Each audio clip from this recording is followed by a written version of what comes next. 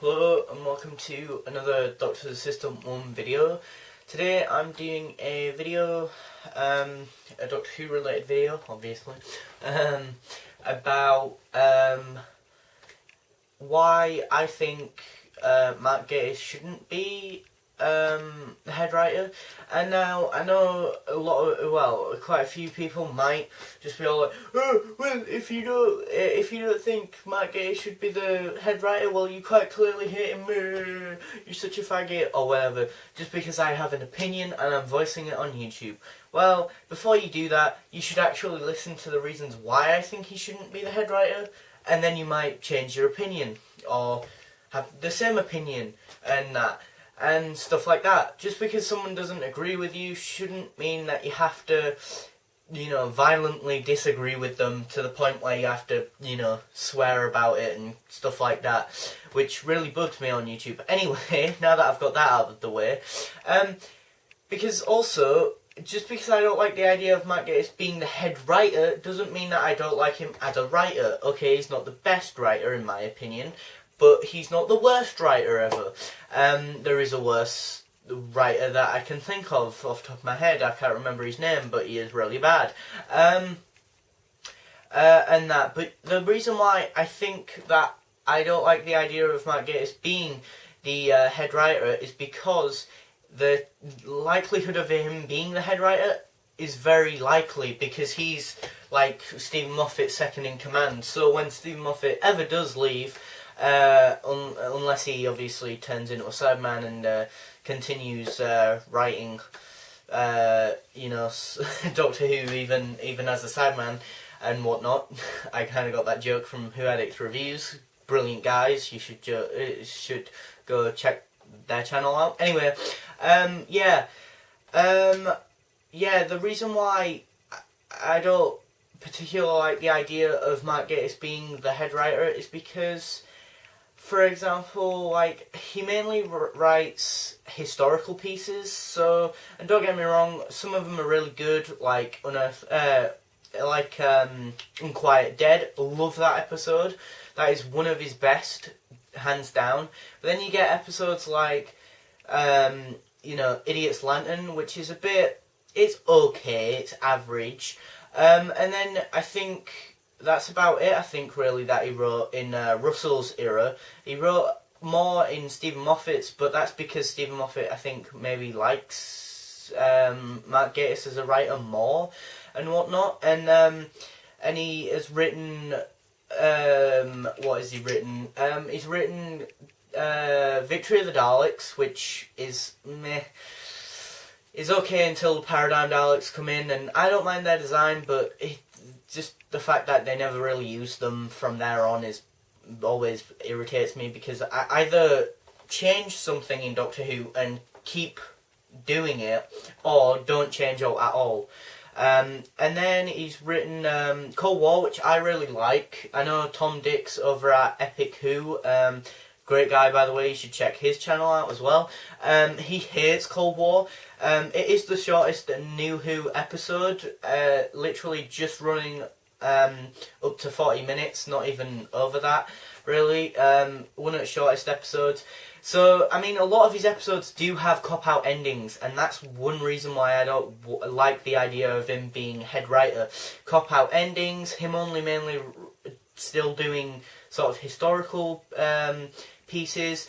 He's not very good at writing side characters. Now, granted, I did like the Professor and quite a few of the characters in Cold War, and I thought they were quite well developed, but I think he's better at writing sort of a main sort of historical character, like Winston Churchill. Hands down, he was really good at doing that. Robin Hood in Robots of Sherwood, really good at writing his character. Gwyneth, really good at writing her, and stuff like that. I mean, Charles Dickens even. I forgot if there was a main historical character in that one, and obviously there was Charles Dickens. Again, he's really good at writing the main sort of historical characters, but side characters he's okay at writing, but not brilliant, I guess. And sometimes you just don't like the side characters, no matter how well they've been written, whether it's by Russell T Davies, Mark Gatiss or Stephen Moffat, you can just not like the way someone's portraying a character or the way they've been written or whatnot. But yeah, no, I mean, as well, I think his era, if he did write a series, I guess as a head writer you have to write the sort of overall story arc, and I think with Mark Gatiss, he seems to be a very, a bland kind of writer, and I think that's why he plays it safe with the historical ones, because he likes history, I can imagine, and that's why he chooses to write those episodes, because he's interested in them, and he knows quite a bit about it. He knows a lot about the history of Doctor Who, as shown in An Adventure in Time and Space, which is hands down the best thing that he has written whilst he's done Doctor Who. That and Unquiet Dead are the two best things that he's written. So don't get me wrong, before you all hash it out in the comment section going, oh, you're just a Stephen Moffat fanboy, or you're just a Russell T Davies fanboy, and you're such a douche and a fucking faggot and blah blah blah. I do like his writing. It's just that I don't like some of the other bits as well. You know, I don't like Crimson Horror. That was crap in my opinion. I thought that was really frigging messed up. I mean, the villain had a gun to the Doctor, but apparently Daleks can't kill like a side character or kill anyone these days. And stuff like that. I mean, yes, Into the Dalek, they kill people. Victory of the Daleks, they literally kill 2 guards. That's it. That's it and that's all. They only killed 2 guards. But no, I mean, he's good at writing history pieces, but as I say, my worry would be that he'd hand it over to other writers to just write loads of science fiction-y stuff, because he'd be too afraid of doing that, and he wouldn't step up the game.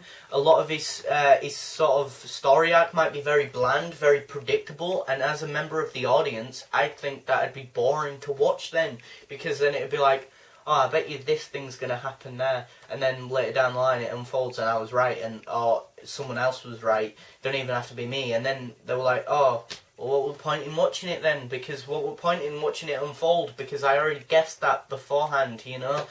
So, you know, and I don't know, I mean,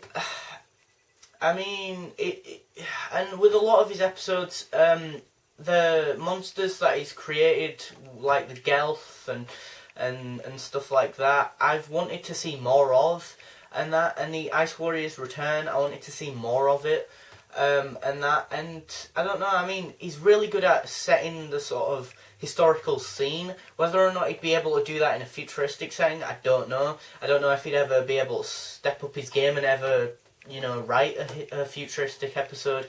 I feel like he plays it safe just doing the historical ones, because it's set more in reality and stuff rather than sort of fantasy, sci-fi fantasy. And he has written which one? Night Terrors, which was set in the present. So that's literally the only one that he hasn't written that wasn't, or the only one that he's written that wasn't in the past. And even then, I personally thought that was a pretty crappy episode. It's not the worst episode from Series 6, but it is pretty crap, in my opinion. I mean, some people might like it, I don't know. Again, it's just, as a head writer, I feel like he wouldn't really add anything to Doctor Who. You know, as a head writer, what could he add that no other writer could add? That's what you've got to think about if you were in Stephen Moffat's place. I think, personally, if I was in Stephen Moffat's place, I'd be thinking, well, what could the next person who writes, is the head writer, what could they do to change the, you know, mythology and the history and the show, you know, and stuff. And I feel as though, as good as Mark Gatiss is writing historical pieces and historical period dramas, I feel like he wouldn't be able to step up and make this, you know, more sort of grandeur, sort of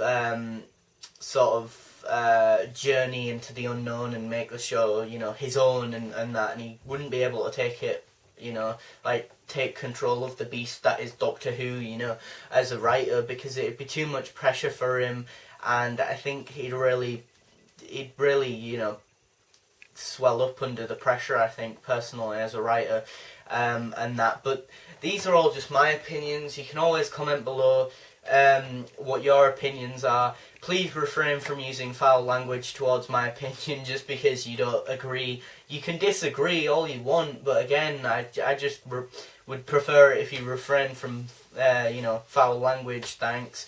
And so, yeah, as always, thanks for watching, comment, rate, and subscribe.